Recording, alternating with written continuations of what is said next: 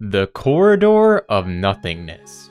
This nifty area is part of a world quest within the Temple of Space. It's where the player flies from scene to scene in quite the tailored experience, where the player has limited control. One can move their character a little, but this is very much an on-rails part of the quest. The player flies automatically from point A, the room with the giant mushroom, to point B, a small building floating far above the map. As amazing as it is, I want to see more of the corridor. We're going there on foot while maintaining full control of our characters. And oh boy, what a mess this turned out to be.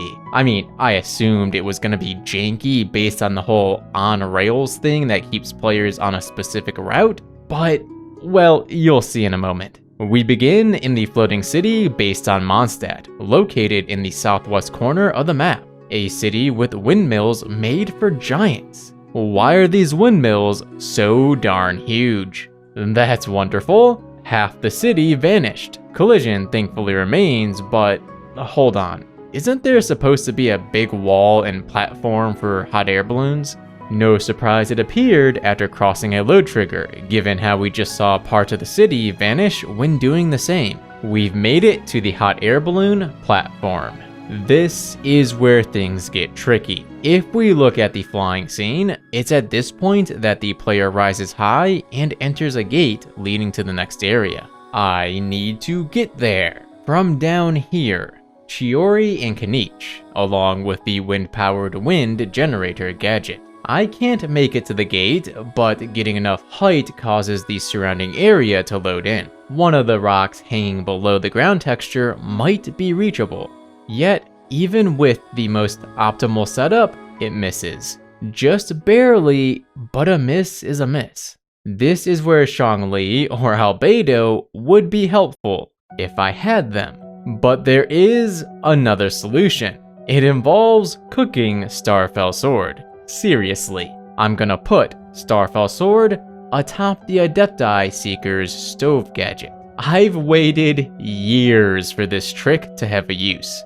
Originally, I wrote the stove gadget off as useless way back in episode 9 of Traveler-san, but people in the comments of that episode were quick to correct me. It's always been in the back of my mind. Today's your day to shine, little gadget friend. By placing this stove atop Starfell Sword, and then placing another Starfell Sword atop the stove, the last of the height I need can be gained.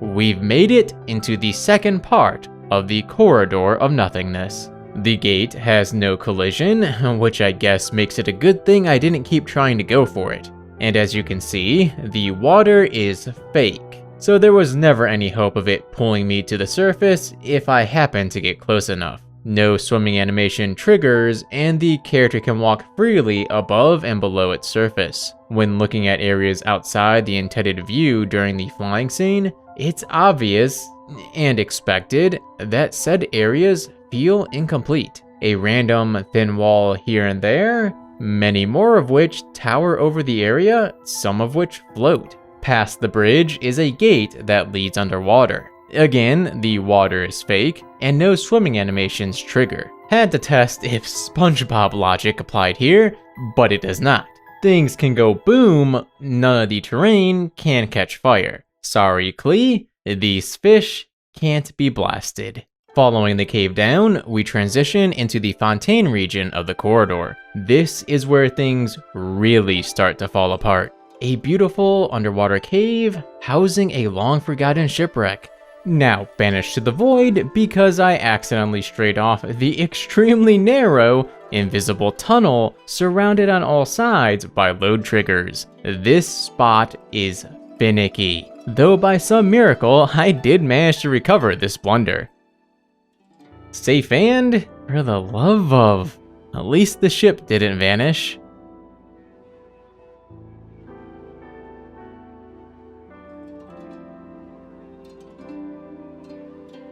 All this treasure inside the ship, and I can't take any of it.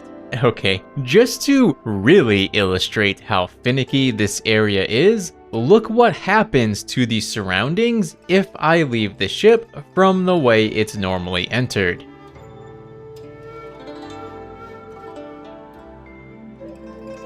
Okay, now we have real water, the surface of which may as well be a mirror with how perfect and clear these reflections are. Let's start swimming to one of the supports for the aquabus. Remember how I said this place was janky? Straying just a little off the intended path makes it all fall apart. But hey, maybe this is a chance for my legendary level 1 Farina to make an appearance. Shower me with praise! You make this work? I will. Heck, might even level you up. I dunno. Doesn't look like you're making this work, but you are catching some awesome shots. That looks so cool. And it's gone. Everything is gone. As I pan the camera, even the hills vanish. Then we can see the floating city where we began, now looking like a port town because of the water. That too is gone, and the aquabus lane is back and we're falling into fake water. What in the world is that orange building? I did not solve this mystery. We're going for the aquabus lane. Fontaine just got ripped in half, and now it's banished to the purple void. Man, navigating this place is a nightmare. It's totally awesome. After using Chiori and Kaniche to fly far away from the sunken ship, I found real water I could swim in to reach the aquabus lane. Before we move on, here are a few more scenic shots from this pastel Fontaine.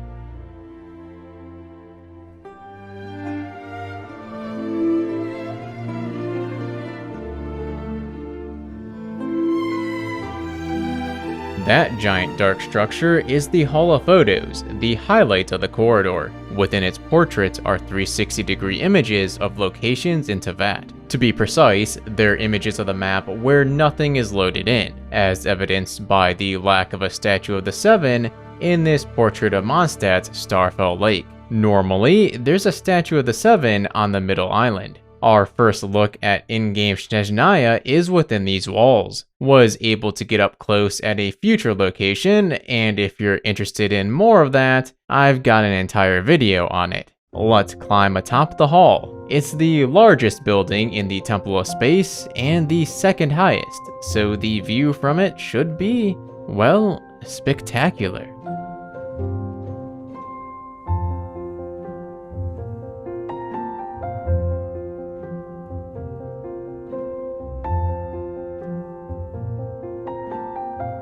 And up there, in all those red cubes, is the final building we end up in if traversing the corridor of nothingness with the flying scene as intended.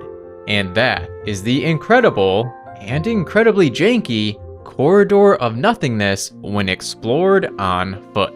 Temple of Space, as a whole, has proven to be among the coolest out-of-bounds locations to traverse, earning itself a spot at the top of the list, right next to the likes of Chasm Underground Mines and Golden Apple Archipelago. This is Moosashi, signing off. Till next time.